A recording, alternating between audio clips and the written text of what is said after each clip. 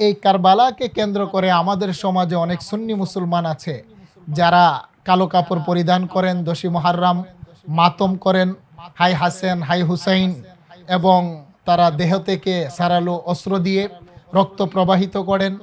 মুহররম মাসে বিবাহ শাদী ইত্যাদিকে অমঙ্গল মনে করেন। এগুলা হলো ভ্রান্ত ধারণা।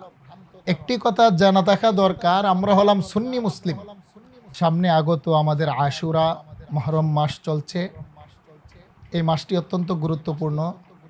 রাসূল সাল্লাল্লাহু আলাইহি সাল্লাম ইরশাদ করেন, রমজান মাসের পরে মুহররমুল হারামের রোজা আল্লাহর দরবারে সবচাইতে ফজিলতপূর্ণ। রাসূল সাল্লাল্লাহু আলাইহি সাল্লাম ইরশাদ করেছেন, সুমু আশুরা খালিফু ফিহিল ইয়াহুদ।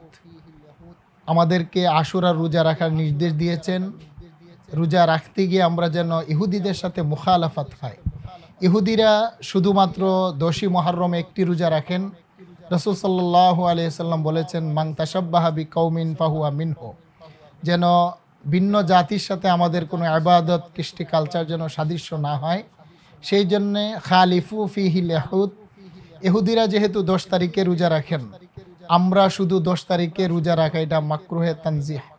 সেই জন্যে নবীজি বলছেন, তোমরা 9, 10 অথবা 10, 11, 10কে ঠিক রেখে তার আগে সংযোজন করা অথবা তারপরে সংযোজন করা।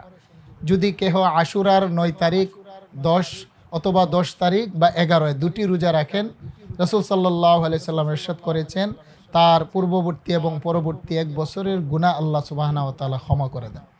সম্মানিত হাজিরিন, আমরা অনেকে মনে করি যে কারবালাকে কেন্দ্র করে আশুরার ফজিলত। আসলে বিষয়টি এরকম নয়। কারবালার ঘটনা সংঘটিত হয়েছে 61 হিজরিতে। তবে হ্যাঁ, কারবালার এই ঘটনার কারণে গোটা মুসলিম জাতি আমরা মর্মাহত। 61 হিজরিতে সে উবাইদুল্লাহ বিন জিয়াদের নেতৃত্বে, এজিদের নির্দেশনায়, আবদুল্লাহ বিন সাবার প্রবঞ্চনায় এবং তার মুনাফিকির কারণে কারবালার প্রান্তরে ফুরাত নদীর তীরে আহলে বায়াত নবী পরিবারের 72 জন সদস্য, ইমাম হুসাইন রাদিয়াল্লাহু তাআলা আনহু সহ 6 মাসের দুধের শিশু আলী আসগর সহ যে 72 জন মর্মান্তিকভাবে শহীদ হয়েছেন, শাহাদাত বরণ করেছেন, সেই জন্য গোটা মুসলিম জাতি আমরা শোকাহত, মর্মাহত।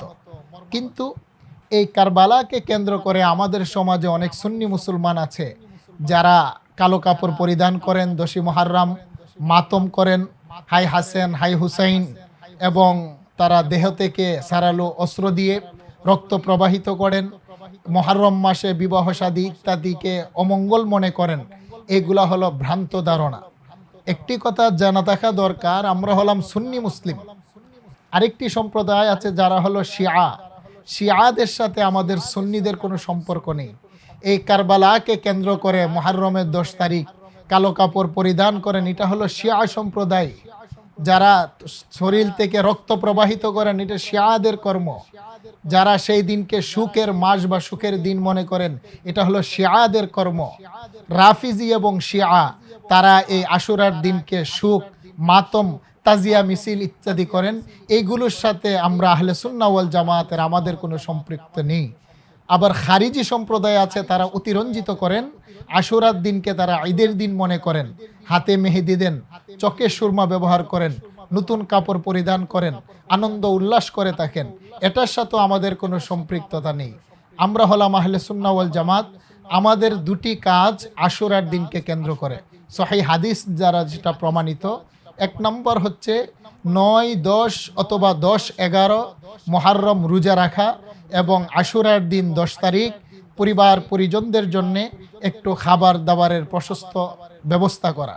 সুতরাং সম্মানিত হাজিরিন, আমরা মুহররমের 10 তারিখে মাতম করা, গীত পরিবেশন করা, কালো কাপড় পরিধান করা এবং শরীর থেকে রক্ত জড়ানো, এই সমস্ত বেদাত কুসংস্কার থেকে আমরা বেঁচে থাকা দরকার।